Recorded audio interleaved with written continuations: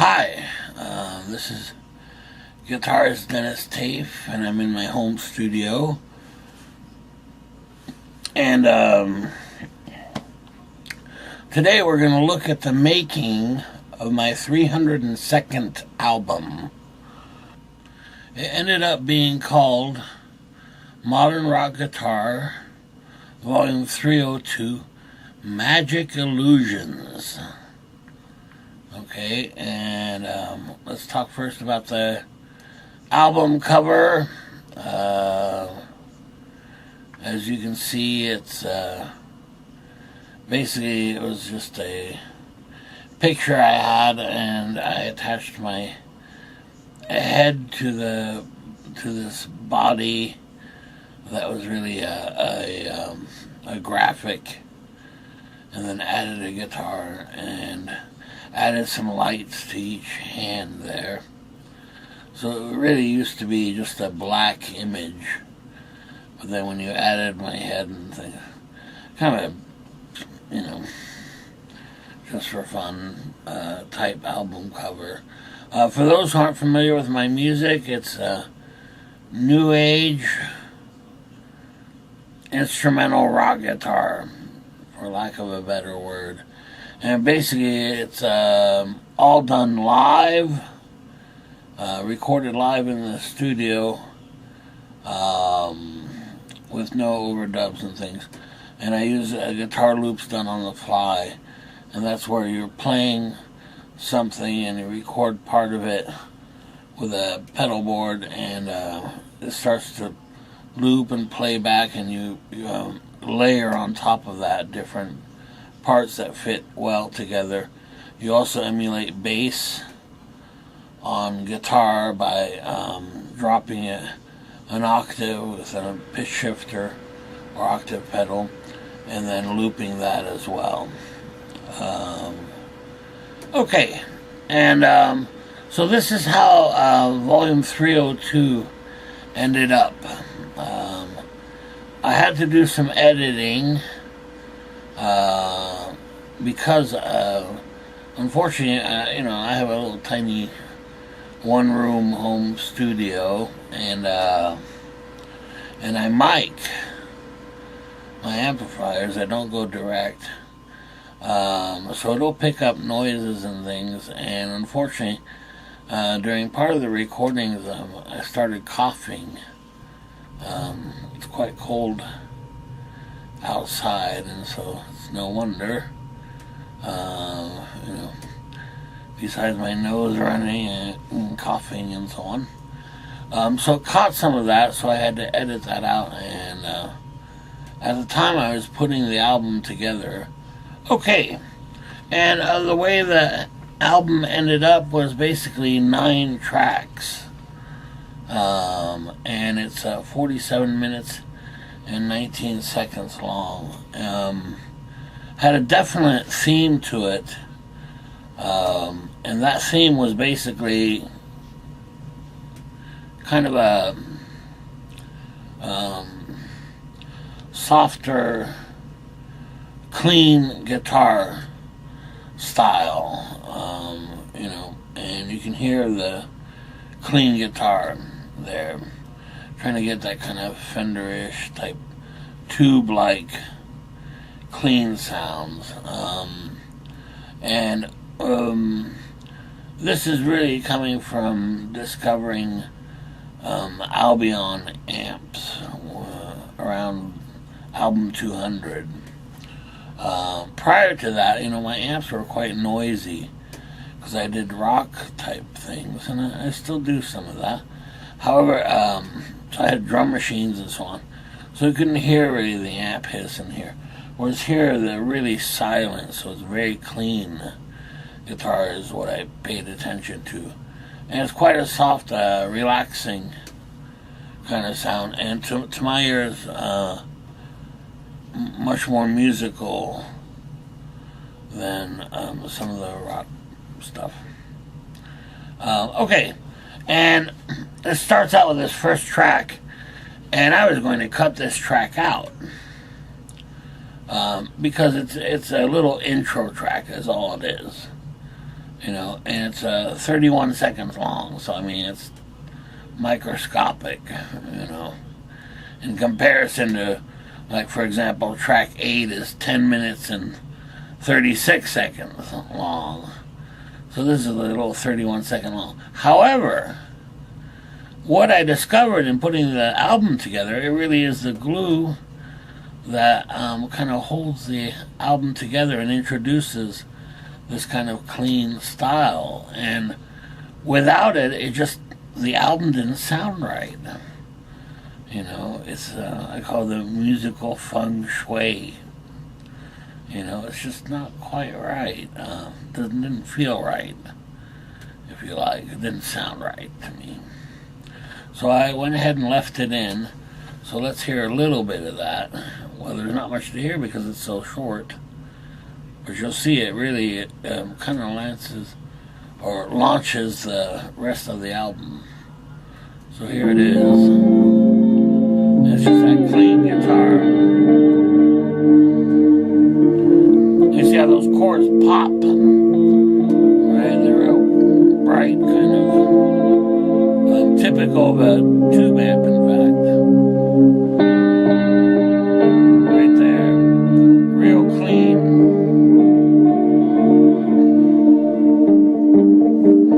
Yeah. Okay, so that's the intro track. Not much to it, but believe me, when you hear the album, it makes a big difference. And it's a perfect segue into track 2, which is right here. Very similar, but even softer. Using a lot of the neck pickup on the guitar and kind of getting that tube sound. You know? And it's a lot more challenging than you would think. You know, picking the right chords and trying to get the right tone out of the guitar. And here you can hear the bass emulation as well.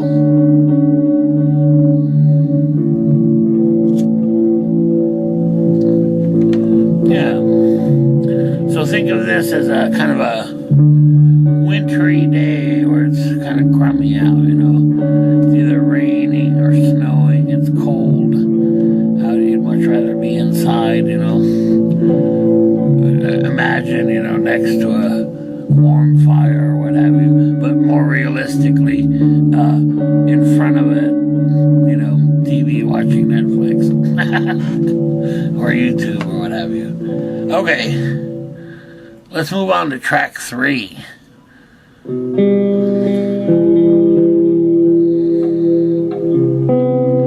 Now here's kind of the same concept, but a little darker tone.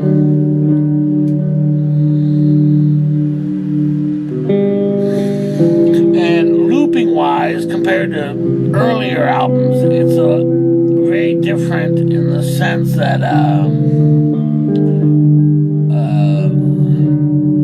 much more concentrating on this kind of a chord melody type playing.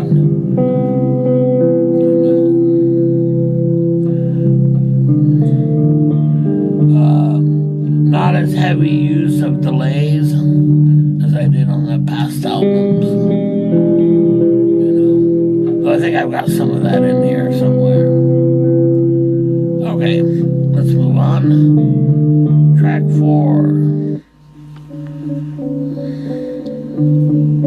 Now here using delays, that delay guitar, but in a much different way. Notice the tempo, a lot slower, and it creates that kind of sound. So there you've got several layers of guitars, delayed guitars together, synced together.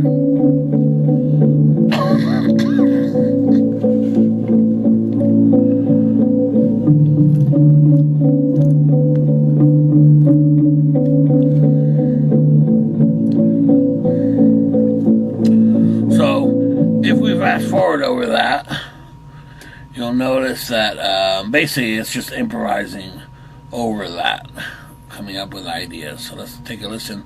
Here's 3:55 into the track.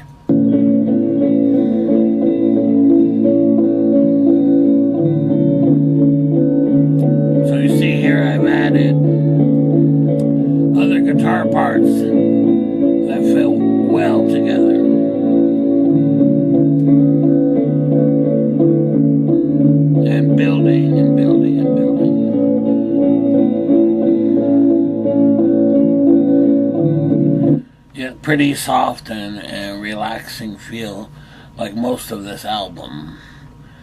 Okay, here we go, track 5. And there wouldn't be a Denis album if it didn't have some of the delays guitar here. So here. And what I really like about this track is you'll notice there's a bass note that I play, and over that, complementing notes. And every time I change the bass note, it goes to different complementing notes. And then that delay really fits well together. The other thing is, notice the classical music influence here. Right.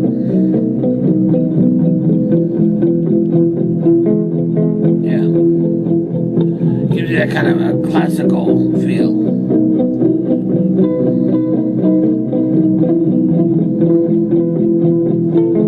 Yeah. So this isn't really rock guitar by any means, really. Much more classically influenced.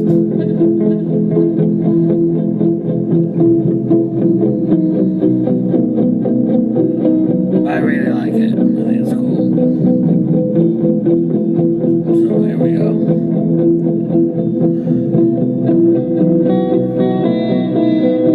And building off of that and layering guitar. Okay, now track 6.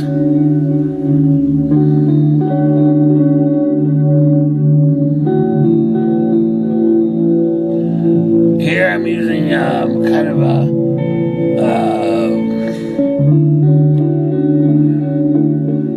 relaxing chords, you know, like major 7th chords, you know, and using the arpeggios from the major 7 chords as opposed to a major chord. And there you still have that delayed guitar.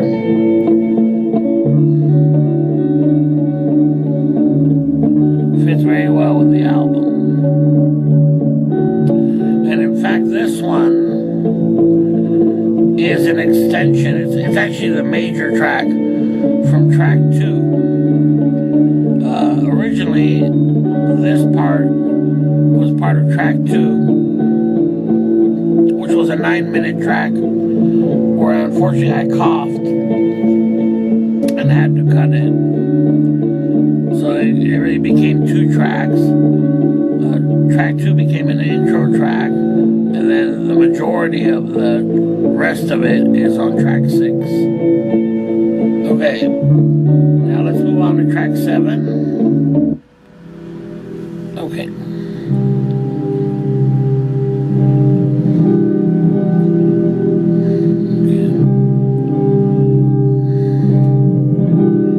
Okay, this is a more minor feel to it. However, trying to go for those big chords, right, real clear is the idea. To my ears, it sounds as if what I imagine is, you know, there's a big storm outside, or you know,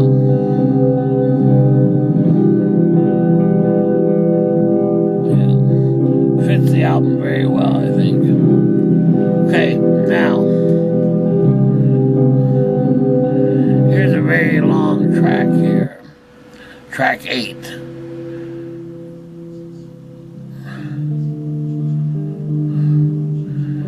Okay, and the reason why it starts at a low volume like that, you'll see here in a second, is because there's some really large, bright tube kind of guitar fills and things. So I had had to drop the volume, you know, for it to fit the entire track. Or else it would be, you know, distorting and so on.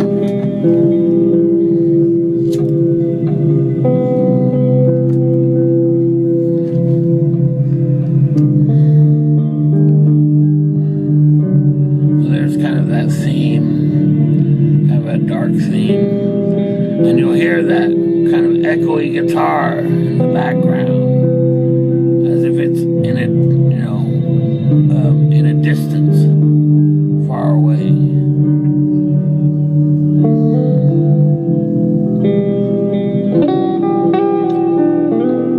There you go. And I don't usually do guitar solos these days, but I wanted to try it with this kind of clean guitar sound.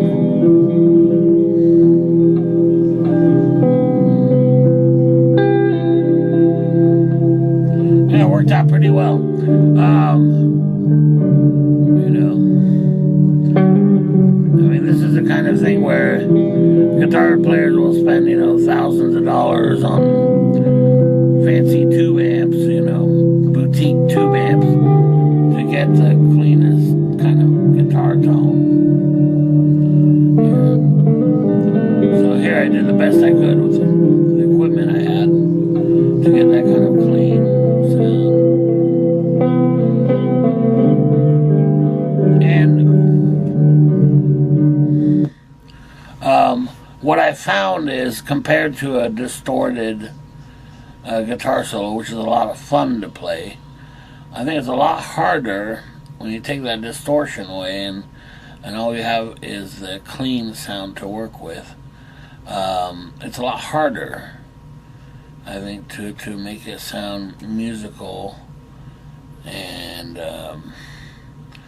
make it flow as far as the guitar solo. Now this last track, track 9, I think track 1 was recorded separately, part of a different recording session. Track 2 through 8 were all recorded at one time. Okay, so I just turned the recorder on, improvised 8 tracks, one after the other. Then on another day, I did track 9. So it sounds a little different, but I felt that it really fits the album well. And so let's take a listen to that. So in other words, I used a different amp, different recording day, which means amp settings were probably different, and that kind of thing. I did use a Fender Champion on that one. Where surprisingly, I think track 2 through 8 were done using an Albion and a Fender Princeton chorus amp, a red knob version, believe it or not, and it turned out very well. And this one's the Fender Champion. So this is the last track of the album, and I think it fits very well.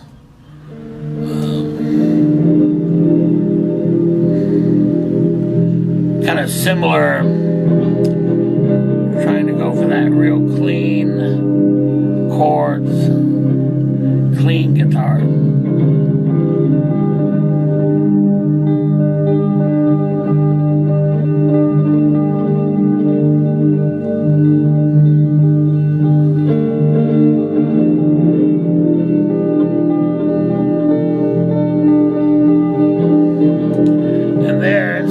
Delay that's muted, it's an open string kind of delay, and it plays throughout the track.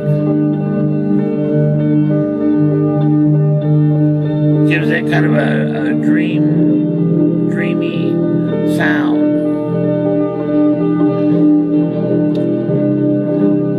A lot of times you'll hear that in a film chords, you know, this kind of I don't know, romantic comedies, that kind of thing, you know.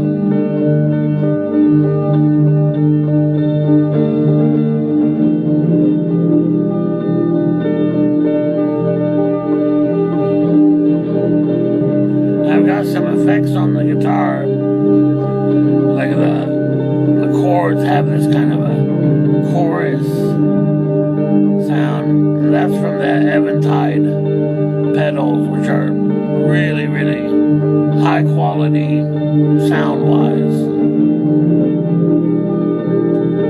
Yeah.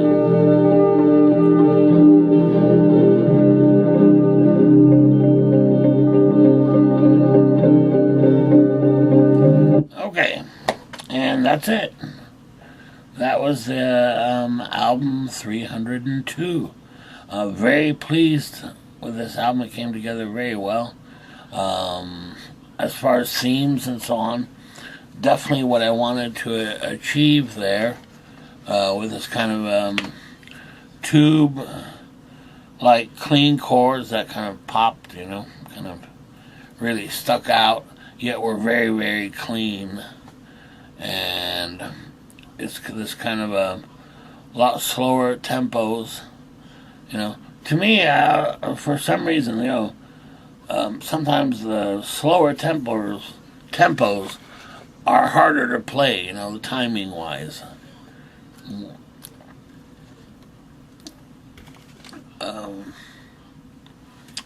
And overall, I think it's a very solid album from track to track, you know.